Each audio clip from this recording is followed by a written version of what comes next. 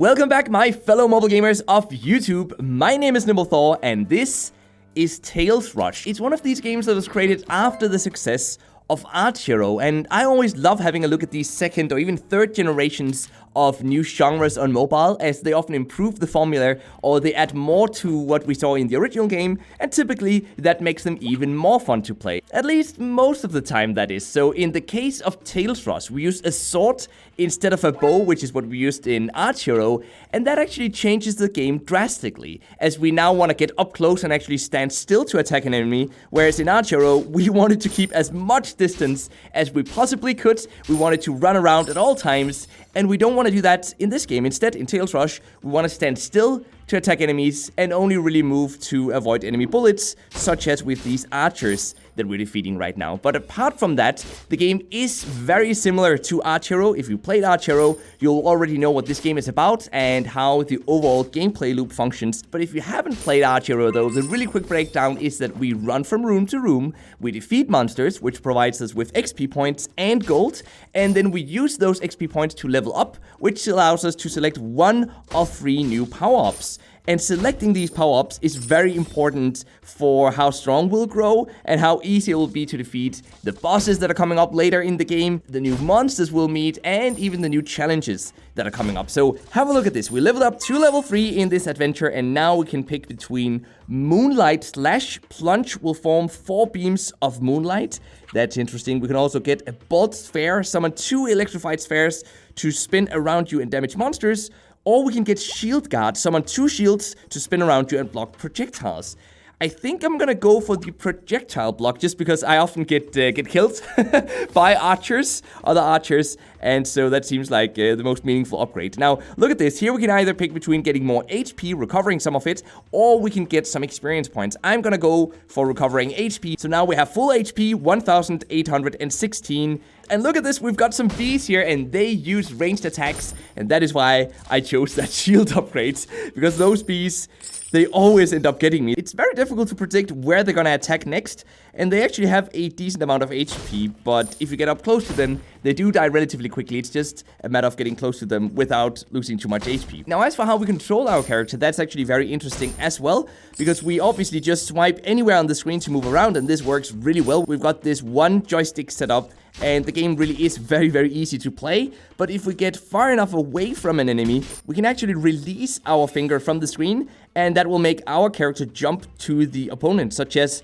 there we go. That is how you do those jumps. We simply let go of our finger from the screen, and that's a great way to deal quite a bit of damage to an enemy very, very quickly. But look at this. This is the first boss, so let's see if we picked the correct upgrades to be able to deal with this guy. This is a cactus boss. Now, it does seem that the levels are all randomly generated, but the bosses we meet will always appear in the same order. So the first boss will always be the first boss, no matter what, no matter how many times you play through the game.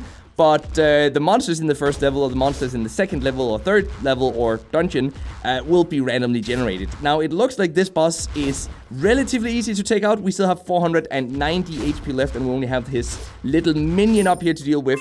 And that was it. And that leveled us up to level 5 as well. So now we can select yet another power-up. So what do we want to go for? A heal boost, skilled slash, or a blaze sphere. I feel like the more of these spheres we can get, the better our chances of defeating the enemies we're gonna meet will be, because we deal so much damage, even if we're not standing just next to the enemy, especially in levels where there are many units. In this level or in this dungeon, there was only 3 units, but in some of these, I do imagine we're gonna meet lots and lots of units. Look at this, for example. Now we're dealing damage to everyone all at once.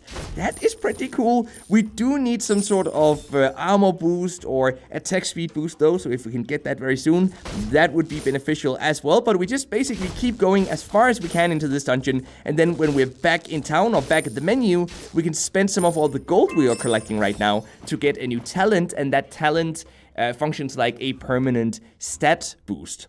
Now, look at this. We leveled up to level 6, and we have 3 new abilities and new cards that we can pick between. So this one reduces damage caused by monsters. So that was the armor increase that I asked for before. This one increases attack speed. So those two were literally the 2 upgrades that I was missing before. And then we've got extended sword, increases sword diameter.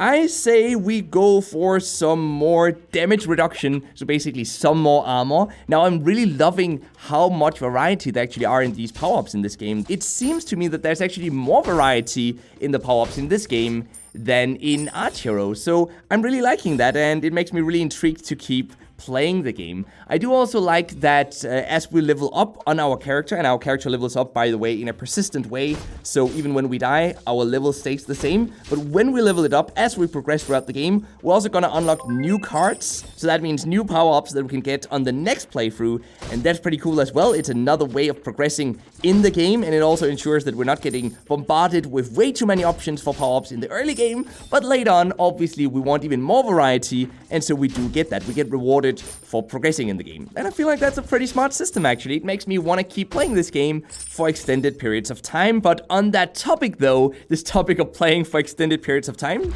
that is where my main frustration with the game lies. Because yes, you might have guessed it, we do have an energy system, which means we can only play 4 times before we have to wait. Now, the good news is that the play session length per life seems to easily be a few minutes, if not 5 to 10 to maybe even 15 minutes if you're really good at the game. So this means that you'll easily be able to play for maybe 20, maybe 30, 40, maybe even 50 minutes at a time before you have to wait or, spend in-app purchases on buying more energy. It still sucks, don't get me wrong, it sucks that we have an energy system, but at least we can play the game for quite a bit of time before we have to wait or pay, or you can also watch an advertisement to get just enough energy to play for one more round, and if I remember correctly, you could do that 4 times per day, I think, and then that's it. Then you really do have to pay or you do have to wait. Now, it does take a very long time to recover even just 1 energy though, so you probably want to make sure that you have enough time when you sit down to play this game. This is not something that you just play for 2 minutes and then let go of it, because if you did that and you return to the game and you're back in the menu, you'll basically have wasted 1 life, and you'll basically have to wait quite a bit of time before you can recover that life again. Now, look at this. We're only down to 26 HP now, or I should say we're all the way down to 26 HP. We only have 26 left, and that was it. That was the last HP. Now, we can choose to revive for free, but I'm not gonna do that this time. Obviously, if I was just playing the game and not recording, I would do that, of course. But for now, though, I want to go back to the menu and show you guys some of the meta parts of this game. Now, we also ranked up, actually, and that gave us 30 of the game's premium currency. And now it's asking us to rate the game, which is, I guess, quite literally what we're doing right now. So I want to go over here and buy or learn some new talents. So let's see, what are we gonna get? We got some more HP, so now that is level 1, which means level up heal in battle plus 120.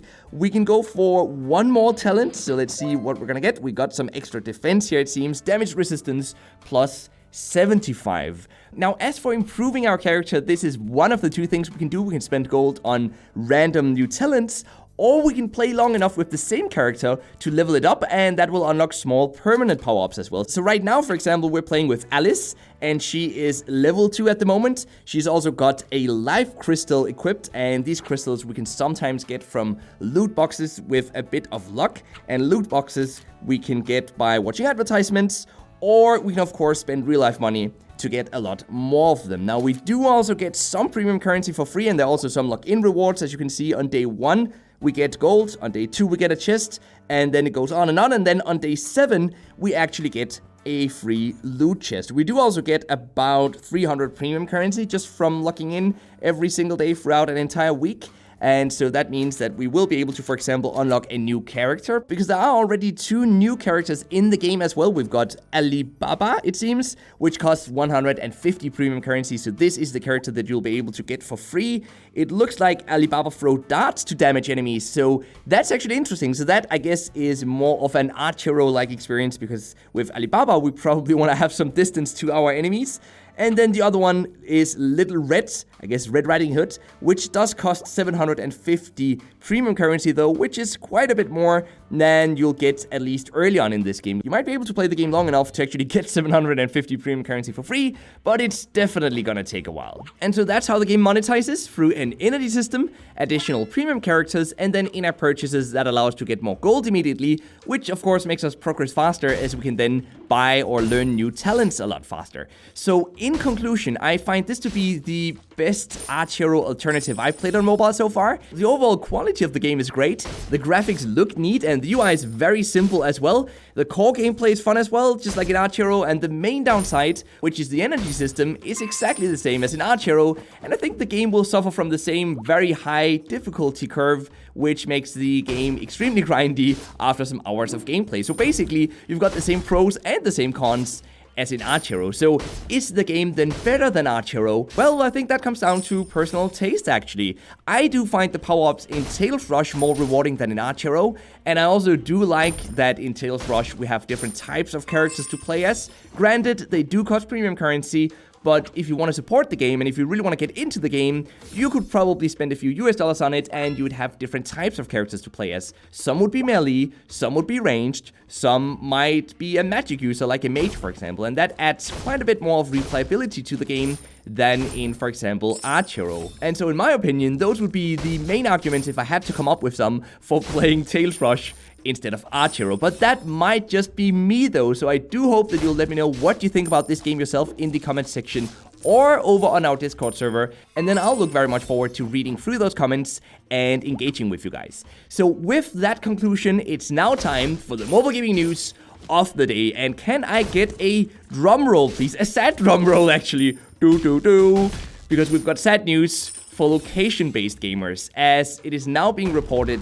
that while Harry Potter Wizards Unite, you know, the AR location-based game basically mimicking Pokemon Go, earned $12 million revenue in its first month, but in the past 4 months, it has only generated $10 million in total, which is actually a really small number for such a large game and such a large production, especially when considering that Pokemon Go has earned $3 billion since launch, and get this, it's still growing at a faster and faster pace every single month since it launched on mobile. So I guess Harry Potter fans just aren't as dedicated as Pokemon fans?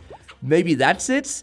In any case, I hope that you've enjoyed the video so far, and if you want more mobile gaming goodness, then do consider subscribing and hitting that notification bell, or dive into the hundreds of videos that I've already got on the channel. We've played so many mobile games, and I'm pretty sure if you check out the videos on the channel, if you check out some of the playlists, you'll definitely be able to find a game that you're really gonna love. But most importantly of all, of course, as always, just remember to keep gaming, stay awesome, and I'll see you guys around.